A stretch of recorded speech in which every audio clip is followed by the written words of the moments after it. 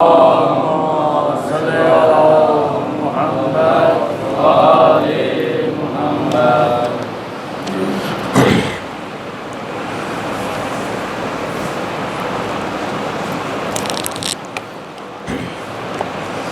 اعوذ باللہ من الشیطان اللعین الرجیم، بسم اللہ الرحمن الرحیم۔ الحمد للہ والصلاة علی اہلہا، بسم اللہ الرحمن الرحیم۔ یا ایھا الذین آمنوا کتب علیکم الصیام کما کتب علی الذین من قبلکم لعلکم تتقون۔ ایاما معدودات، فمن کان منکم مریضا او علی سفر فعدۃ من ایام اخر، وعلی الذین یطیقونہ فدیۃ طعام مسکین، فمن تطوع خیرا فہو خیر لہ، وَأَن تَصُومُوا خَيْرٌ لَكُمْ إِن كُنتُمْ تَعْلَمُونَ۔ پر محمد وآل محمد صلوات۔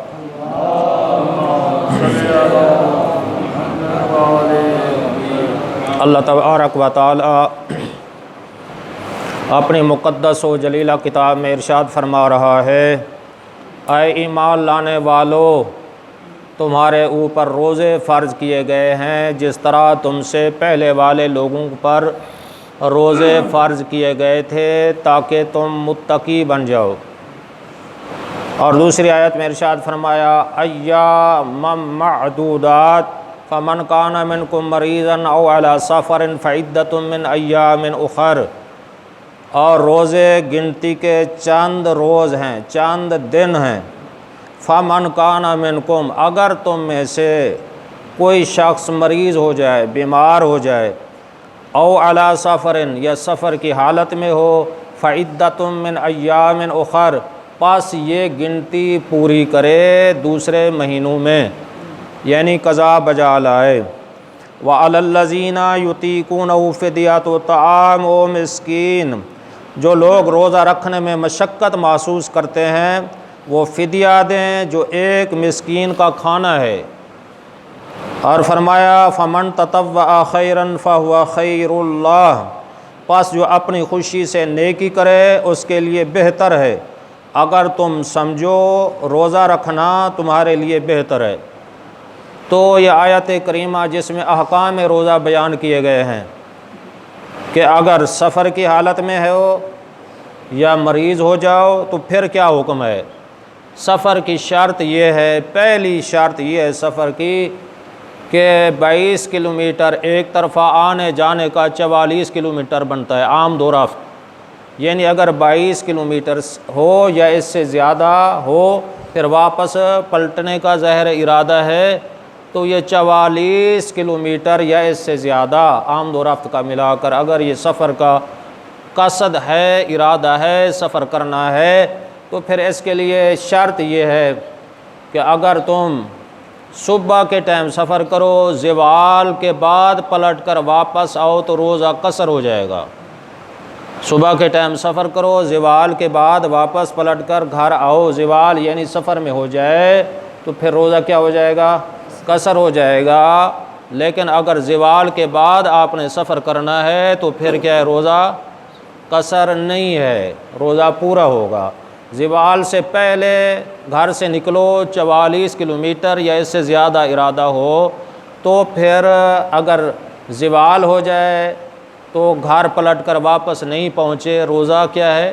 قصر ہے۔ یا زوال کے بعد جاؤ تو پھر بھی روزہ کیا ہے؟ پورا ہے۔ اگر مثلا زوال سے پہلے سفر کرتے ہو، ایسی جگہ آپ پہنچتے ہیں جہاں 10 دن یا 10 دن سے زیادہ کا قیام ہے، رہنے کا ارادہ ہے، پھر بھی روزہ قصر نہیں ہوگا۔ تو یہ روزے کا یعنی سفر کا حکم ہے۔ اور سفر میں جو روزے قصر ہو جائیں، قضا ہو جائیں، ماہ رمضان میں کے بعد ان کی قضا بجا لانا واجب ہے، ضروری ہے۔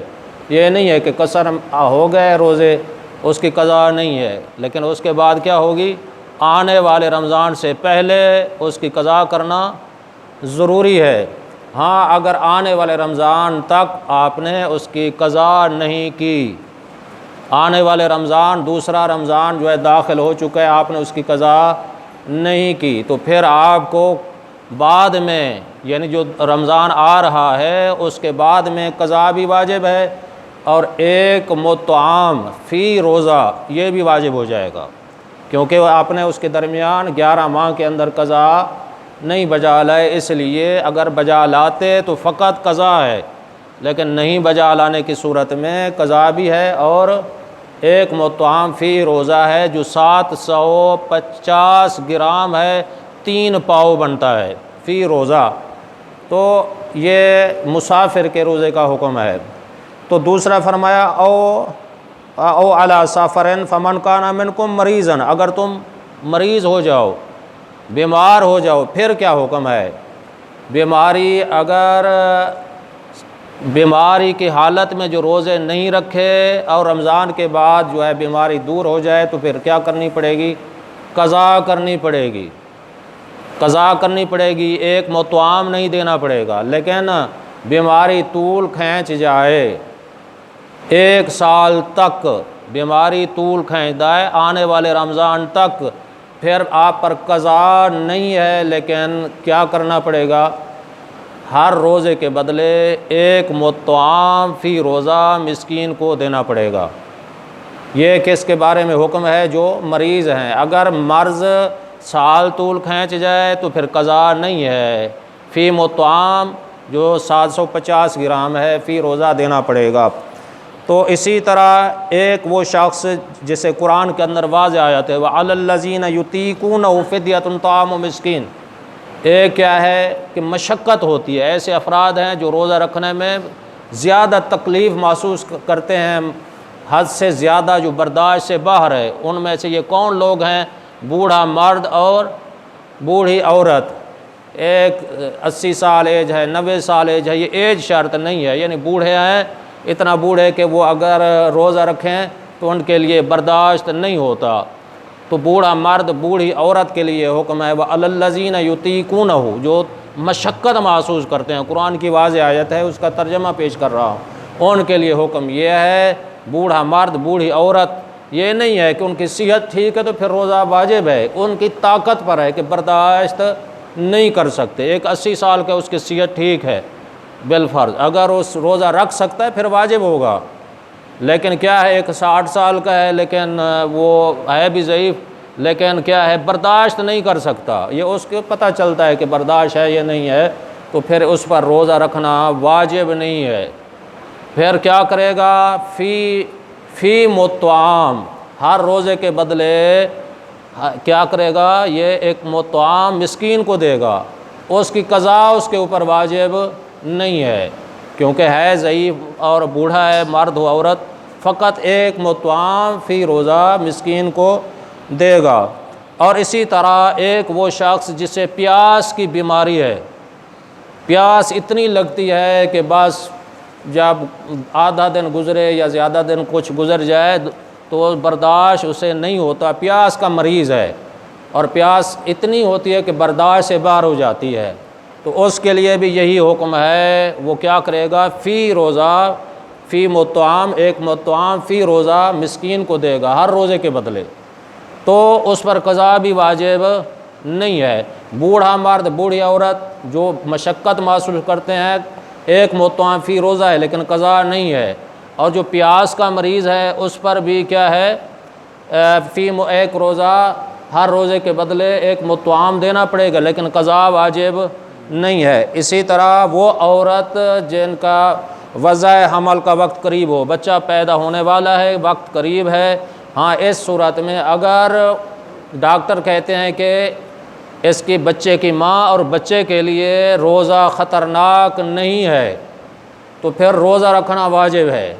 اگر ڈاکٹر کہہ دیں کیا کہ اس کے لیے خطرناک ہے اور بچے کے لیے بھی خطرناک ہے، پھر وہ روزہ نہیں رکھ سکتی، لیکن ماہ رمضان کے بعد 2 چیزیں اس کے اوپر فرض ہو جائیں گی، ایک تو وہ قضا بھی بجا لائے گی اور ہر روزے کے بدلے ایک مطعم بھی دینا پڑے گا، اور اسے یہ دونوں صورتیں اس پر واجب ہیں۔ اسی طرح ایک مرضع عربی میں کہتے ہیں جو دودھ پلانے والی ہوتی ہے، چاہے ماں ہے چاہے کوئی اور ہے، بچے کو دودھ پلانے والی ہے، اگر وہ دودھ پلانے والی ہے، بچے کی غذا اسی عورت پر ہے، اسی کے دودھ پر ہے، نہ کوئی اور عورت دودھ پلانے والی ہو، نہ فیڈر کے ساتھ وہ بچہ دودھ پیے، اپنی ماں کا دودھ پیتا ہے، دونوں شرطوں میں اور بھی بندوبست نہیں ہے۔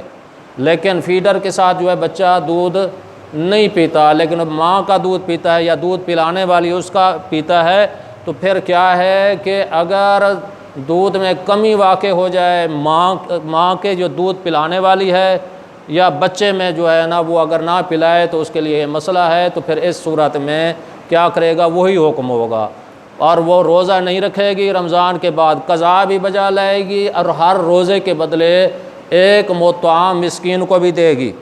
تو اگر فیڈر یا کوئی اور چیز کا بندوبست ہے تو پھر کیا ہے؟ اس کے لیے پھر روزہ رکھنا ضروری ہو جائے گا۔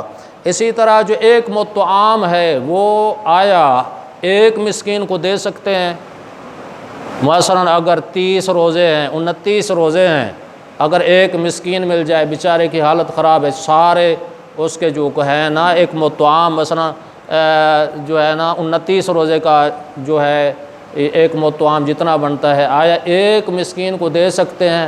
ہاں، اگر وہ حقدار ہے تو بالکل دے سکتے ہیں، اس میں کوئی اشکال نہیں ہے۔ لیکن جو واجب کفارہ دوسرا ہے، جو ایک روزہ انسان آمدن نہیں رکھتا یا توڑ دیتا ہے، اور وہ 60 مسکینوں کو کھانا کھلانے کا جو حکم ہے نا، وہ وہاں پہ لفظ 60 مسکین کو کھانا کھلائے، کیا نتیجہ نکلے گا؟ یعنی 60 مسکینوں کو کھانا کھلانے والا جو کفارہ ہے وہ ایک مسکین کو نہیں دے سکتا، کیونکہ 60 مسکینوں کو علیحدہ علیحدہ دینا پڑے گا، چاہے وہ کھانا پیٹ بھر کے کھلا دے یا ایک ہر مسکین فقیر کو علیحدہ اس کے کھانے کا جو ہے نا وہ اناج یا جو چیز اس نے دینی ہے وہ دے دے۔ لیکن یہ ہے کہ 60 مسکین کا اگر کھانا اس پر واجب ہے نا تو وہ ایک فرد کو نہیں دے گا، علیحدہ علیحدہ مسکینوں کو دے گا۔ یہ وہ کفارہ ہے جو ایک روزہ جان بوجھ کر انسان نہیں رکھتا، صحت یاب ہے یا توڑ دیتا ہے، جس طرح کل میں نے بیان کیا تھا، غلام آزاد کرنا، پے در پہ 60 روزے رکھنا یا 60 مسکینوں کو کھانا کھلانا ہے، تو لہٰذا ایک مطعم جو کفارہ فی روزہ ہے وہ تو دے سکتا ہے ایک مسکین کو، لیکن دوسرا کفارہ 60 مسکین والا وہ نہیں دے سکتا، وہ علیحدہ علیحدہ مساکین کو دے گا۔ آخر میں دعا ہے کہ خداوند عالم ہمیں صحیح معنوں میں قرآن اور چہاردہ معصومین علیہ الصلوۃ والسلام کے فرمودات پہ خدا ہمیں عمل کرنے کی توفیق عطا